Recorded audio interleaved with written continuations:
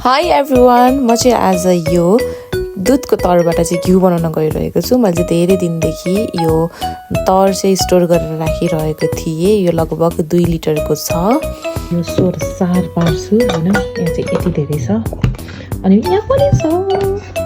यो 1 लिटरमा स्टोर गरेर राखेको तर चाहिँ मैले अर्को भाँडामा ट्रान्सफर गरेँ किनकि मलाई चाहिँ त्यो फिट्नलाई सजिलो होस् भनेर मैले त्यसमा सारेँ। र हेर्नुहोस् मैले हातले मजाले पहिले मिच्दै फिट्दै गएँ र पानी निकाल्ने र हेर्न सक्नुहुन्छ मेरो नौनी चाहिँ यस्तो राम्रो भएको छ। र अब म चाहिँ अर्को भाँडा जुन त्यो पनि लगभग 1 लिटरको नै थियो, 1 लिटर चाहिँ हल्का कम थियो अनि यो पनि मैले मजाले फिटेँ अनि धेरैले चाहिँ फिट्नुभन्दा अगाडि मजाले पानी हालेर फिट्नुहुन्छ, तर म चाहिँ पानीहरू केही पनि नहालिकन फिट्छु अनि त्यसले चाहिँ बिस्तारै आफै पानी छोड्छ। म चाहिँ एउटा हातले भिडियो अनि अर्को हातले चाहिँ नौनी निकाल्दै थिएँ। सो यो दुइटै टास्क गर्नलाई चाहिँ एकदमै गाह्रो भइरहेको थियो र पनि आइएम सो सरी।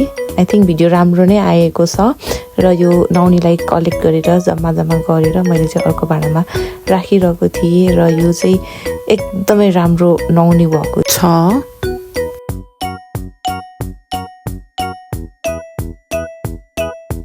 सो यो नौनी पखाल्न लिएर जाउँ है त। अनि यो मैले पखाल्दै गर्दाखेरि चाहिँ मम्मी चाहिँ पछाडिबाट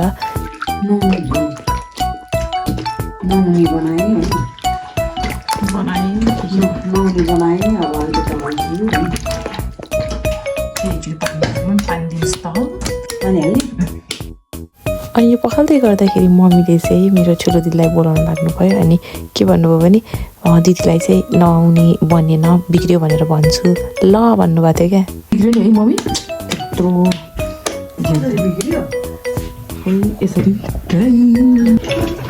मेरो यो नौनी चाहिँ एकदमै राम्रो भएको भएर म चाहिँ एकदमै खुसी भएर म इमोजी बनाउँदैछु, त्यो स्माइली इमोजी। र त्यो नौनीलाई मैले चाहिँ तातो भाँडामा राखेँ र मजाले तताउन छोडेँ र मैले चाहिँ एकदमै ग्यास चाहिँ सानो पारेको थिएँ र यो बिस्तारै सबै कुरा पग्लिँदै गइरहेको थियो। त्यो बिचमा चाहिँ म चाहिँ मेरो बहिनीहरूसँग चाहिँ बोल्दै थिएँ र यो चाहिँ बिस्तारै चलाउँदै सानो ग्यासमा चलाउँदै बसेँ।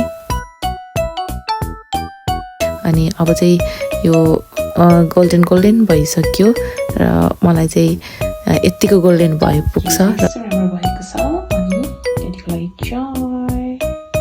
घिउ कस्तो बन्यो होला भनेर सोच्दै हुनुहुन्छ नि, त्यसलाई हजुरले अर्को भिडियो हेर्नुपर्छ। बाई, अर्को भिडियो हेर्नु होला। Till then like share subscribe.